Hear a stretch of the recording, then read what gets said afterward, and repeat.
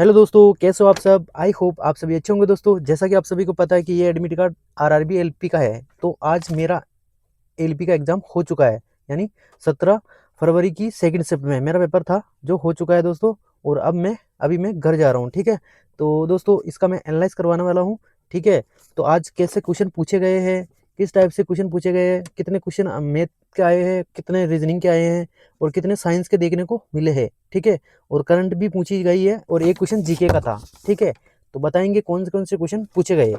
और यदि आपने हमारे चैनल को सब्सक्राइब नहीं किया तो प्लीज़ सब्सक्राइब कर लीजिए दोस्तों, ठीक है।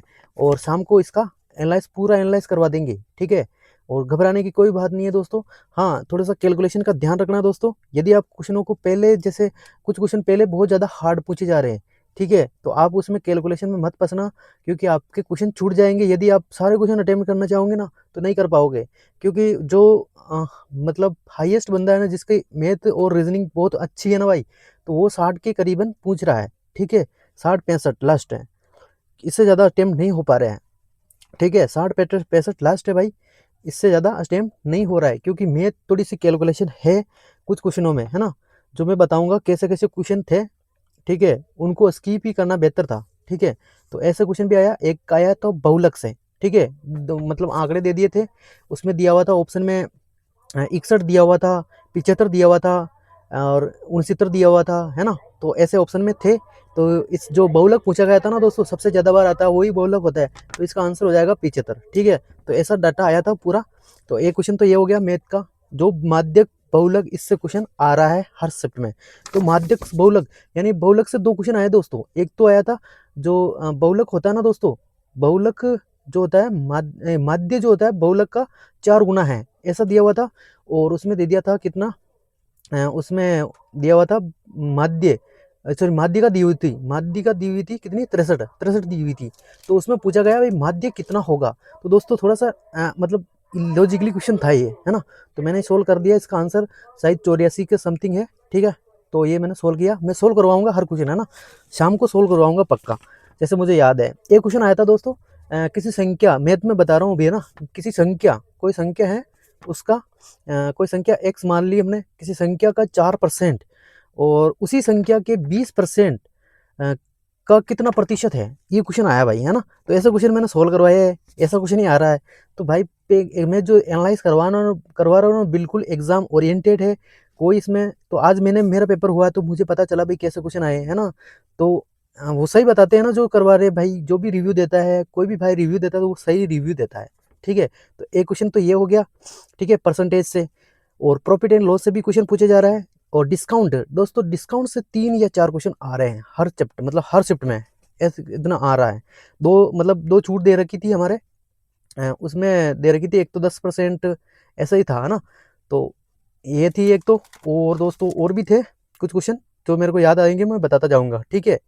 और एक क्वेश्चन आया था दोस्तों रीजनिंग में, साइन चेंज करने वाला। आता नहीं क्या दोस्तों, जैसे प्लस को माइनस करना था, है ना, प्लस को माइनस और माइनस को प्लस, और डिवाइड को इंटू करना है, इंटू को डिवाइड करना। तो ये सेम क्वेश्चन आया था, जिसमें दिया हुआ था ऑप्शन में, मतलब क्वेश्चन दिया हुआ था, कितना दिया हुआ था, 39 नहीं 5, माइनस में था 39, इंटू में था 39 और डिवाइड में था 39। तो इस टाइप से था। और लास्ट में थे शायद माइनस में 20 और माइनस प्लस का 5, इस टाइप से था, है ना।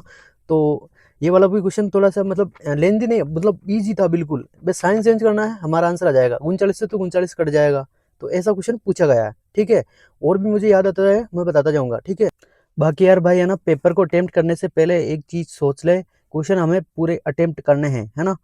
क्योंकि मैथ आ रही है इसमें 30 नंबर की, और जो रीजनिंग आ रही है वो 35 नंबर की रीजनिंग पूछी जा रही है। और मैथ के 5 से 7 क्वेश्चन मान लो साइंस के, ठीक है। एक आया था साइंस का अवतल उत्तल दर्पण से, है ना, जो अवतल उत्तल दर्पण से आया था, ठीक है, एक क्वेश्चन आया था इससे। और एक जो हमारा जो प्रतिध्वनि है ना, वो सुनाई देने के लिए कितनी डिस्टेंस होनी चाहिए, ऐसा क्वेश्चन भी आया है, ठीक है, साइंस का, ठीक है। तो ऐसे क्वेश्चन पूछे जा रहे हैं। और एक और आया था जो, देखो भाई, कुछ क्वेश्चन जो है ना कैलकुलेटिव होते हैं, है ना। तो शुरुआत में कैलकुलेटिव क्वेश्चन डाले जा रहे हैं, लास्ट में इजी क्वेश्चन डाले जा रहे हैं। तो आप इस चक्कर में ना रहे भाई, हम सेट मतलब शुरू से लेकर एंड तक मतलब चलते जाना है।